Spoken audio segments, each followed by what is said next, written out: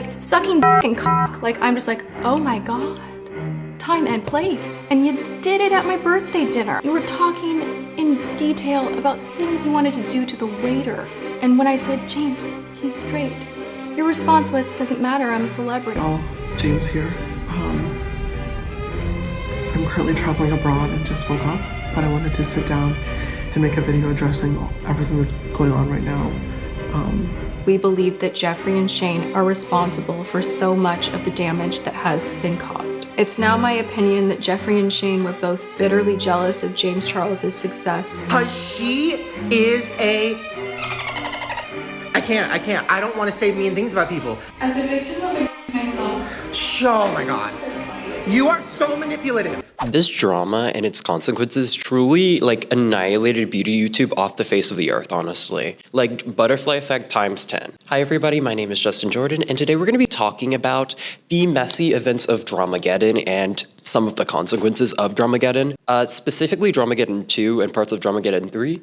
So Dramageddon 2 basically encompasses the events following Tati Westbrook bi-sister video and, you know, some of the things beforehand, like James Charles promoting rival brand Sugar Bear Hair and Tati having a less than savory reaction. Regardless, Tati would end up calling out James for creepy behavior around straight men, and this was one of the first times on the internet that James Charles had faced that type of backlash. Like, there were, I guess, instances, and I guess I can elaborate more later in the video, but there were instances where people were like, this was kind of weird behavior, but it hadn't been on such a massive scale, especially from someone like Tati, who was considered like James's basically mentor as it pertains to YouTube. We know that James Charles is a creep today, especially given the allegations, which occurred in 2021. Those allegations were from alleged victims, whereas in this scenario, Tati Westbrook was the main accuser. Some other figures like, you know, Jeffree Star. Today, we're going to be going through the sands of time and answering whether Tati was seeing the future of James Charles as a creep, or whether she was bitter over the fact that James Charles had took a deal with rival gummy brand Sugar Bear Hair. We'll also get a little bit more into the potential involvement and entanglements of people like Shane Dawson and Jeffree Star. Shane Dawson, kind of a newcomer into this space, whereas Jeffree Star, very established in the beauty community, very problematic. Let's get into the players in this game. So, I'm gonna keep it brief about James because of the last video, but for context, James Charles is a makeup beauty creator.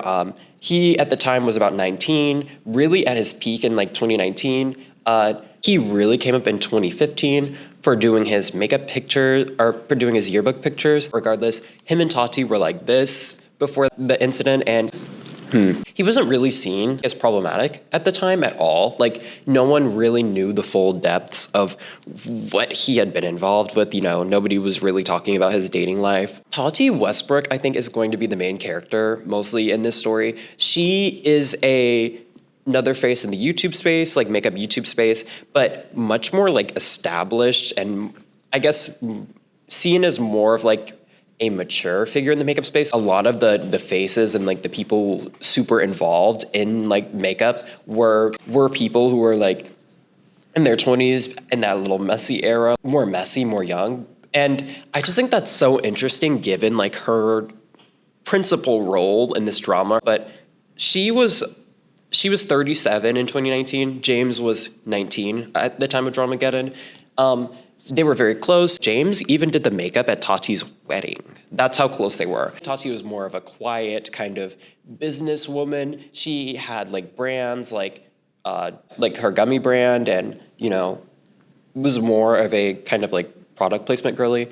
And I think that's why this drama was just so like explosive in nature, because if someone like Jeffree Star had made the video, yes, it would still probably have trended. Yes, it probably would have still been a big deal. But like, Jeffree is kind of known for getting involved in drama, kind of known for being more of a messy individual, whereas Tati, she was kind of just seen as like, you know, makeup's mother, or makeup's like, I don't know, I'm trying to think of a comparable figure today to that. So now we're going to like more abstract players, like people who are alleged to be puppeteers behind the drama. Jeffree Star has a much like closer public connection to the drama than I would say Shane does. because while Shane is like alleged to be one of the puppeteers, Jefree, most people 100% are behind the idea that Jefree had a lot of involvement in this scenario. So while Tati was more of like a laid back, you know, I won't say quiet, but just more like relaxed, more chill businesswoman in the makeup space, Jeffree Star was definitely not very quiet, definitely more messy, had his fair share of controversies before Dramageddon even began. So he came up on MySpace in the late 2000s. A lot of his controversies arise from like his earlier era, and Jefree also used to be a music artist and at one point claimed that he was supposed to be the next Lady Gaga, but I guess something fell through. But he has a album called Beauty Killer, I think, Beauty Killer, and Nicki Minaj was actually one of the features on the album, which I just find really like interesting. He has lots of unsavory things attached to his name, like allegedly being friends with people like Davi Vanity. I saw people in the comments say like, look into Davi Vanity. I was looking a little bit and let's just say it's really disgusting. And when those allegations came out against Vanity, Jefree actually went on an episode of To Catch a Predator with Chris Hansen, like on YouTube, and was like, oh, like, I didn't really know him, but da-da-da. Jefree is kind of infamous for associating with these type of people, and then like as soon as like public sentiment is like, oh, this person is like actually a weirdo, actually a creep, Jeffree's like, oh, I never knew him. Like, I never was interacting with him. Like, we just saw you hanging out. We just saw you collabing. Like, don't even lie. There's also multiple videos of Jefree Star saying the N-word, doing things like grabbing a man's parts in the streets. He's very infamous for, like, insulting black people online, even doing a bit where he joked that someone should use battery acid to lighten their face. There's also allegations of misconduct against Jefree himself, and I have to say this, but alleged hush money payments, and that was a big thing, but unfortunately, due to lawsuits and everything, like a lot of that has not come to the public light. But last character that I'll be discussing is Shane Dawson. If you have a deep childhood connection to him, you probably like him or feel more favorable towards him. He is really an interesting, I think, character, more of like an outsider, but definitely I think has his role in this scenario.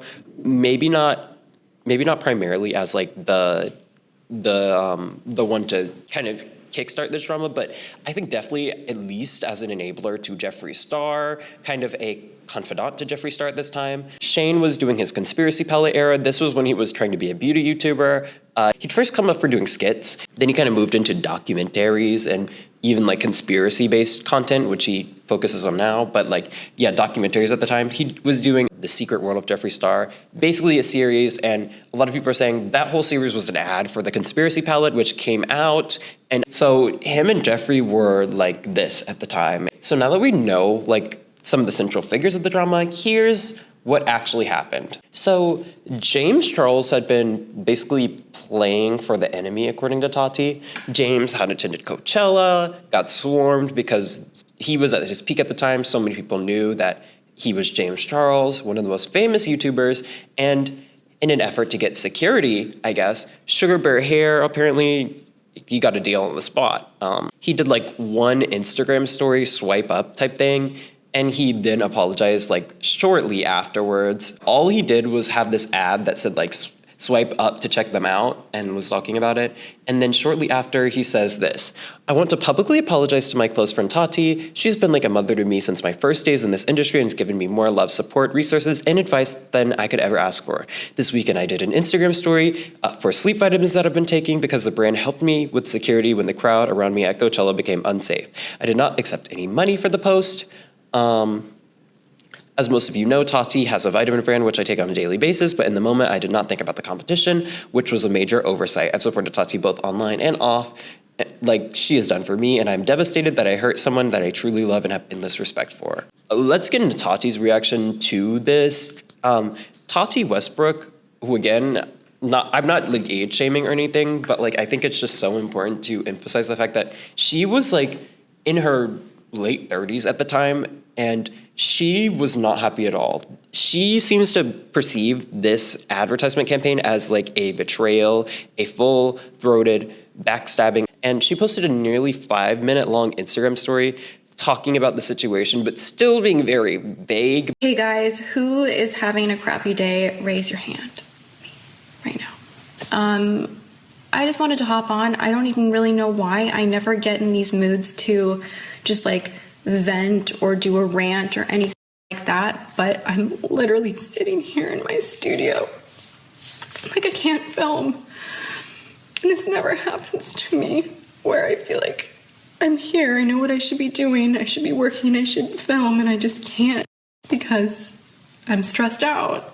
And people basically connected the dots that it was James, because James had just promoted this vitamin brand and then immediately after posted this black screen apology. Gabriel Zamora basically posted a video critiquing Tati for being so upset over like this gummy brand, like this one story that James did that was like swipe up to take the vitamins. And I kind of do have to agree here, like fully boohoo bawling over a teenager taking a brand deal is utterly insane to me. And again, you could sit here and say like, oh, they were very close. Oh, they were this. Oh, they were that. But like, again, it just seems like it's very petty and kind of arguably like emotionally manipulative to just like start boohoo bawling and basically acting like your life was ended because James Charles took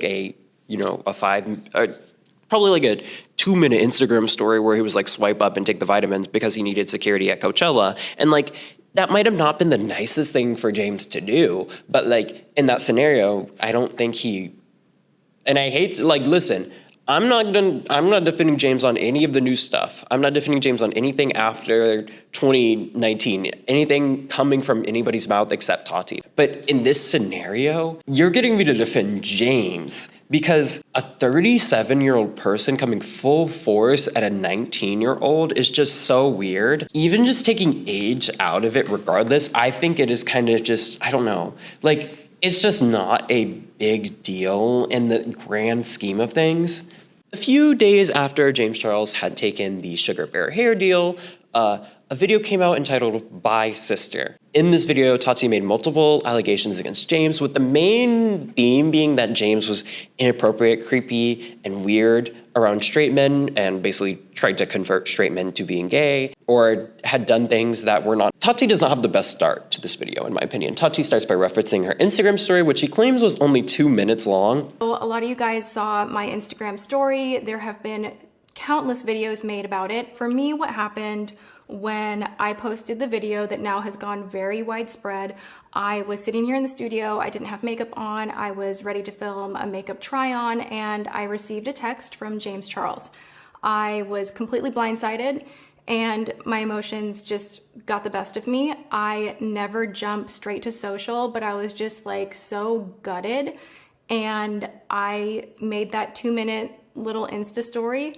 And it's like, no, I have the timestamp. I sat there and watched 4 minutes and 53 seconds of Tati basically crying because James Charles had taken the deal. Interesting that Tati instantly starts this video off the wrong foot. In this 40-minute video, there were only I think a handful of allegations that were actually made. The main theme was that James Charles was using her for her mentorship, and as soon as he got mentored, he basically flip-flopped. She was really harping on the fact that she felt very betrayed and that it was very disgusting for James Charles to take this, Sugar Bear hair sponsorship, and that he should have never taken it. She also kind of addresses Gabriel Zamora's video because Gabriel had, I think, posted a Snapchat story regarding Tati and kind of her behavior after the Sugar Bear hair promotion. And he was really just saying that it's not a huge deal, that she was making it out to be. Like the vitamins, it was not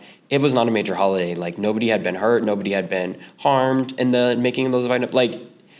But she kind of refutes this, saying pain is pain, and calls out Gabriel for minimizing her emotions. Tati then says that she doesn't want to be associated with James anymore, at all. And after claiming that her receipts are stacked, If that's the playing field that we're on and I have to go there, just know my receipts are like stacked thick. She starts moving into her allegations against James Charles, and Tati alleges the following. She said that during a dinner in Seattle, James had said things to her, leading her to think that James was trying to trick straight men, and that he was using his fame and power to do so, and that James Charles would basically openly state that he was famous, so he could do whatever he wanted. Telling me about a situation that happened in Seattle at my birthday, and it literally made me want to vomit. Oh my God, you tried to trick a straight man into thinking he's gay yet again, and somehow you're the victim. You know, it's really disgusting to manipulate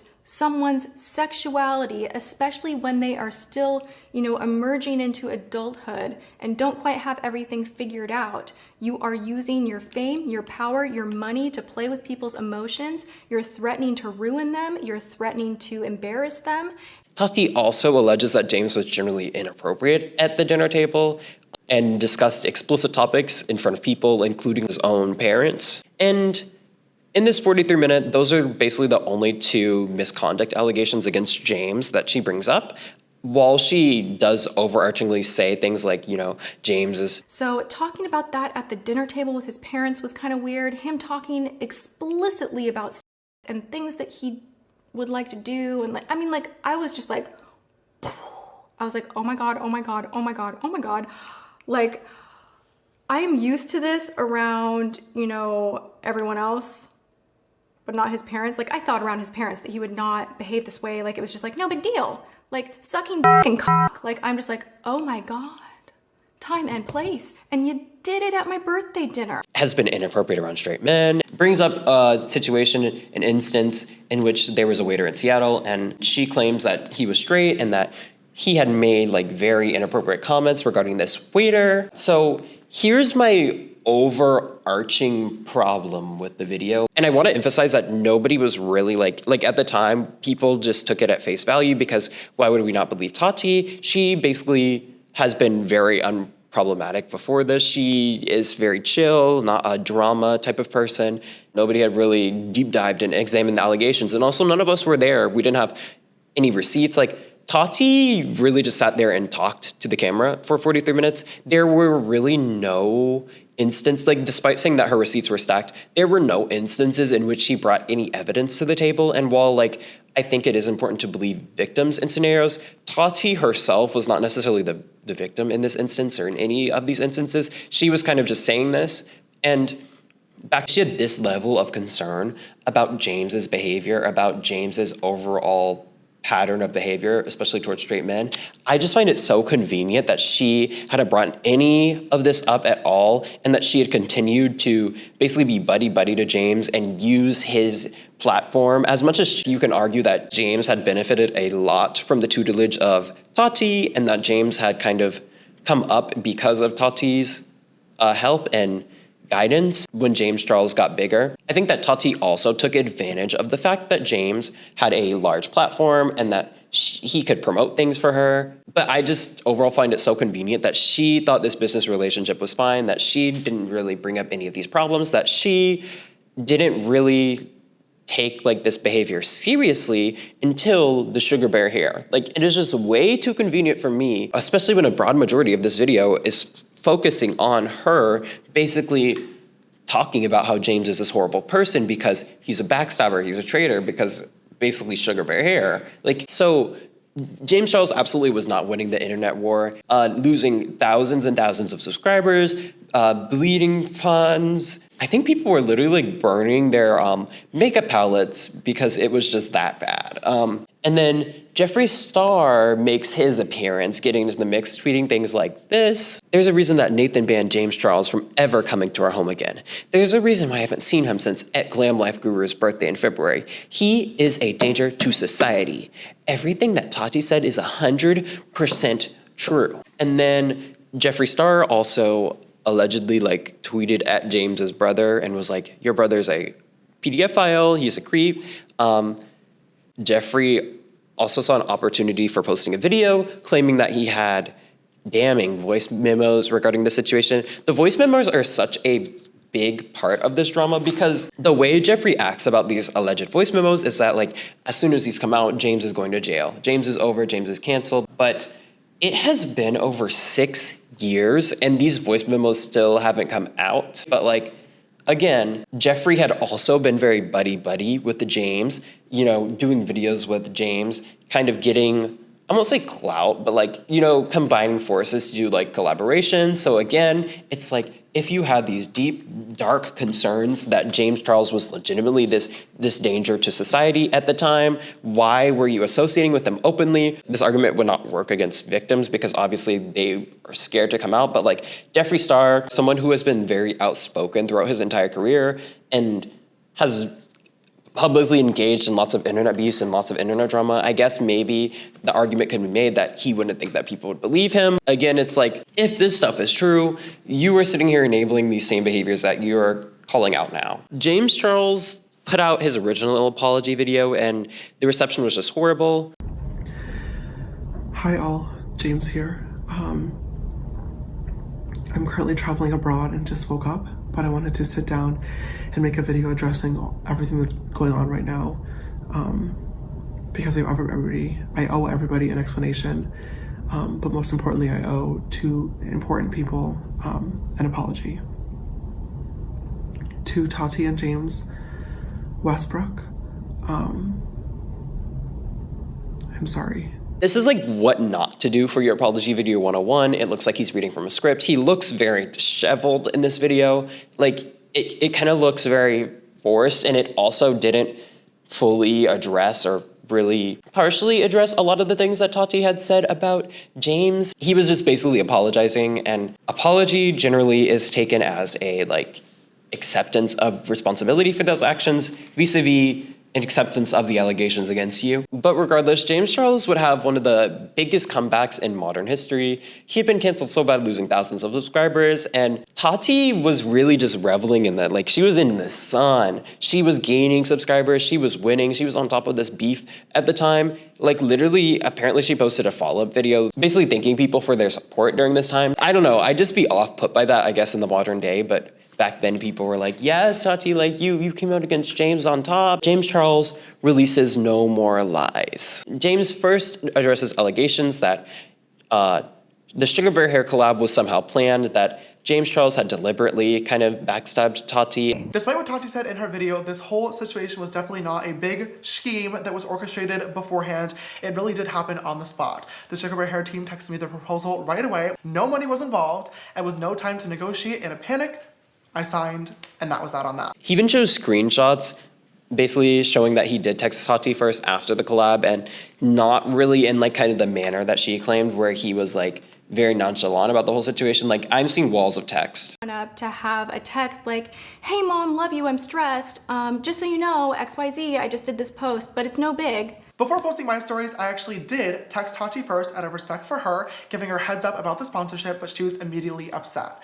I tried my best to kind of explain the entire situation and also give her a direct apology as well, but at this point I had signed the contract and I absolutely had to post it. There was no getting out of it. But apparently Tati hadn't been super responsive to it and was still very upset. James Charles also goes into addressing claims from Tati that he had used his fame or his power to manipulate men. I have never and would never and will never use my fame, money, or power to manipulate or get any actions from a guy. That is disgusting. It is not me. James claims that the things that Tati said happened at the restaurant never actually happened, and that the whole I'm famous thing was a bit that Tati had even engaged in at a point, and that it was more of an inside. In Tati's video, she mentioned that she was disgusted and had to apologize to her family for me apparently saying things that I wanted to do to a waiter and then justifying those actions by saying I am a celebrity. Okay, this literally did not happen. What did happen is that me, Jeffree, Nate, and my best friend Drew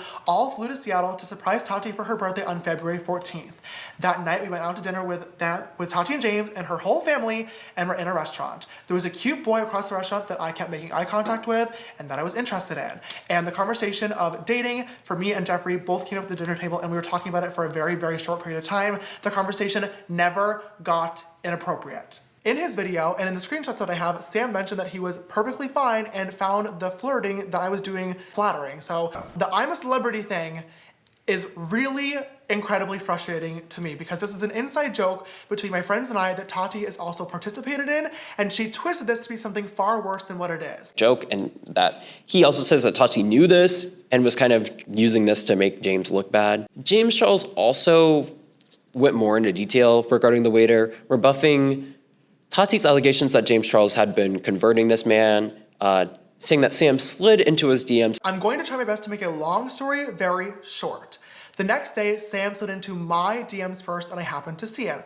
We started talking back and forth, and he mentioned that he was flattered by me flirting with him the night beforehand. Sorry about last night, you're very attractive. And then I responded with, it's all good, very flattering actually. A few minutes into the conversation, I asked him about his sexuality, and he told me straight up that he was bisexual. Oh my God, you tried to trick a straight man into thinking he's gay. There was no straight men being manipulated anywhere in the story like Tati mentioned. Later on in the conversation, he asked when I was leaving Seattle, and I told him the next morning, to which he responded, I wish we had time to hang out, and I said, hey, why don't you come over to my hotel tonight? We can watch a movie together. He said, sounds good.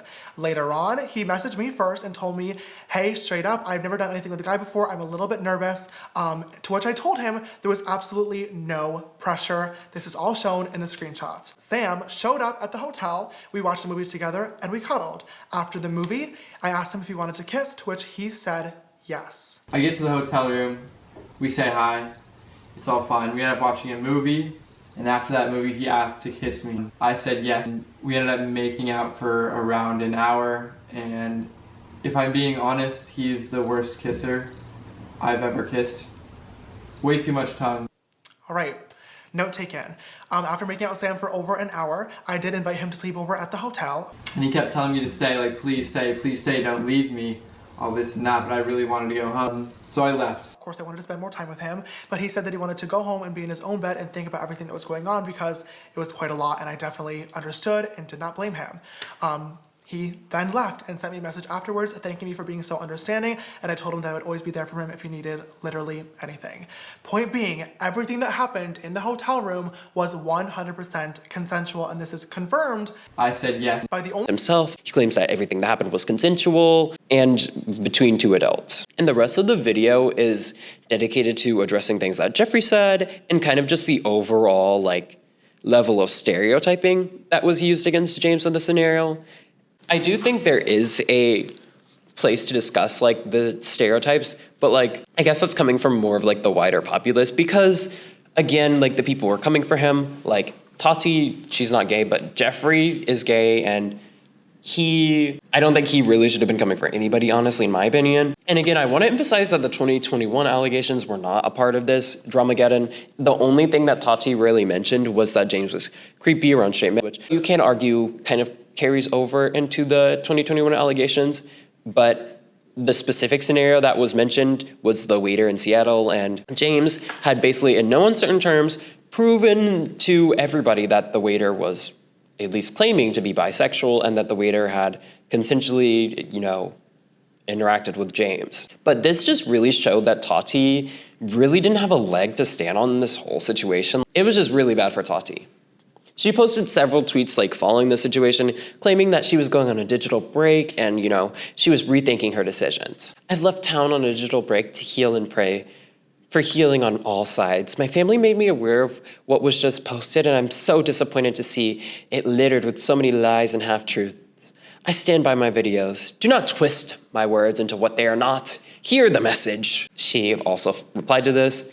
I'm working on not reacting out of anger and working through patience for what this right thing to do is. I remind you all, as I remind myself, to do what you can do to lead with kindness. And then it basically devolves into this last one where she says, I've been in communications with James Charles through an intermediary for the last week, and we believe it is in the best interest of our community, our viewers, and our own mental health to put this matter to rest. For that reason, I will not be making any further public comments, and I hope and pray that no one else will make any hurtful statements on my behalf. In my original video, I felt the need to publicly break up with James with the warning call loud enough for him to hear. I was attempting to explain my upset and concerns so that everyone would explain my position, and in the speculation that it was over vitamins.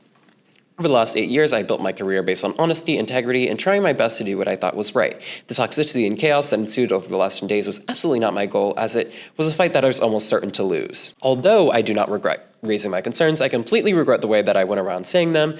I could have and should have found a better way. Even this moment, I have so many little things that I'd like to clear up. However, the continued call for receipts is nothing more than a call for never-ending bloodshed. As such, I'm setting aside my overwhelming need to be understood and will continue my conversations with everyone in private.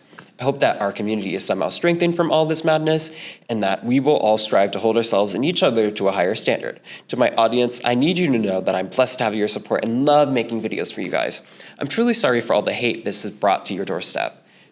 I love you and look forward to returning to my regular content. So this is basically Tati low-key apologizing for even making the video in the first place. And I think it's just so ridiculous that she's basically calling the people asking for receipts instigators when she literally herself in the video said that she had receipts or whatever. Like, girl, if you're claiming you have these receipts, why not just show them to the internet, which she never really did. The top reply is from Blair White. And if you know Blair White, really interesting to see her trajectory. She says, BS, you were all happy to let this go for a week straight, but the moment it starts to negatively affect you, you want it to end. I don't respect this at all. And I think this was kind of like the general public consensus that like Tati had been very happy to engage in this type of drama and this type of tea when it was very beneficial to her, when she was looking like the good person. But now that the tables had kind of turned and it was looking like Tati had basically lied and was kind of irresponsibly using her platform, that she wants to basically now bow out of the fight. And I think that is kind of an extension of her not really being involved in drama before this. Like, she was a very chill type of creator, and I guess she was just craving that peace. I think the clout and kind of the overwhelming public support that comes with talking about drama, but she didn't really want the negative of that, which is people disliking you. Dealing with the fact that people are going to dislike you, dealing with the idea that you are going to face that public backlash, especially if you claim that you have receipts and then when asked to show them, don't really have them at all. So where does Shane come into this? Well, in 2020, long after the drama had kind of died down, Shane would post a tweet about leaving the beauty community. My final thoughts on the beauty world. He basically called the whole community a circus and claimed that while he didn't think that Jeffree Star was evil, that he needed, quote, a slice of humble pie the size of the Empire State Building.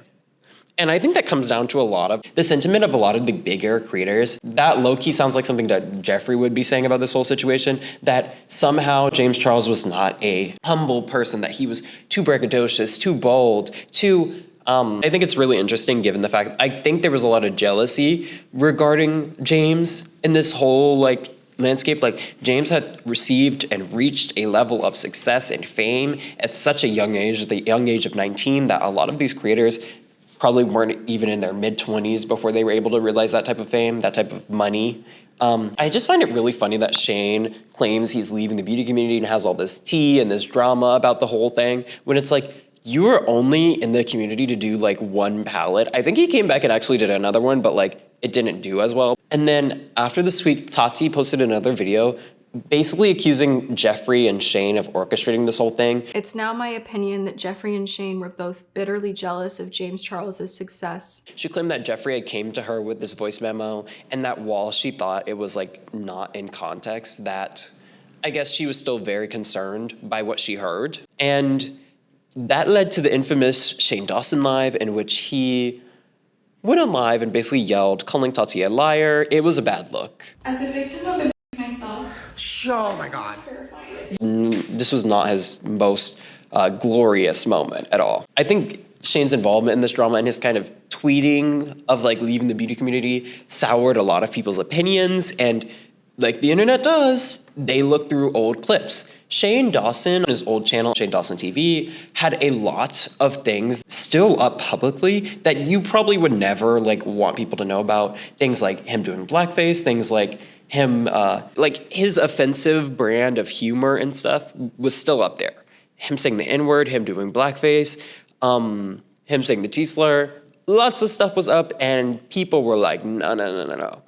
This led to a death spiral in which Shane Dawson got canceled. Then Shane went on a hiatus for quite a while after being canceled very publicly. Jefree still kind of stood on his laurels and said that this voice memo was still real and basically claimed to show it to a lot of people over the years and claimed to have this bombshell of evidence, this nuke, if you will, in his arsenal. But Jefree would also face a lot of controversy, I guess secondary to this situation, but he would face more controversy for his kind of actions, especially in 2020, when videos of him saying things like the N-word would come out. Basically just his MySpace videos came back to the public light and people were like, oh my God, that's not. He also released an apology video in which he was sitting in his mansion. And yeah, that's pretty much it. That's Dramageddon in an encrusted nutshell. I really just feel like this also played a massive role in kind of the downfall of beauty YouTube in general. It's just so crazy that the events lined up. The panini happening in 2020, only a few months after the Dramageddon saga. People weren't wearing makeup at home. Why would you want to wear makeup at home? So makeup kind of started falling off. Skincare started coming more in. This emphasis on this idea that you have to be naturally beautiful, you can't wear makeup to be beautiful, and that if you were not naturally beautiful, you just needed this serum or this cream that is actually $40 that you can buy to look better. I feel like it died a bit, and it shifted more into clean girl ideas of what beauty was. And then also the rise of TikTok was occurring around the same time with, people being inside during the panini and TikTok creators like Charli D'Amelio becoming massive. And while some beauty YouTubers were able to adapt to these changes, like James Charles started having a more active presence on TikTok, a lot of them were not very quick to want to change platforms from YouTube to TikTok or to start to shift from long form to short form. And now we've shifted into this place where I feel like the beauty community is so like plastic, and a lot of people are like, oh, Jeffree's problematic and horrible, but his makeup reviews were super honest. I don't think that's necessarily true, but I just don't really like the era of Michaela Noguera that we're in, where it's you can basically lie about a product being good, and companies don't really want your opinion on products. They just want you to basically say their product is the best. But regardless, that's all for me for this week. Thank you so much for watching. Remember to like and subscribe if you liked the video, and leave a comment down below what you want to see next. I absolutely have loved getting more into nostalgia and kind of just reliving my life. That's all for me. Thank you so much for watching, and I hope you have a great night, great day whenever you're watching. Bye.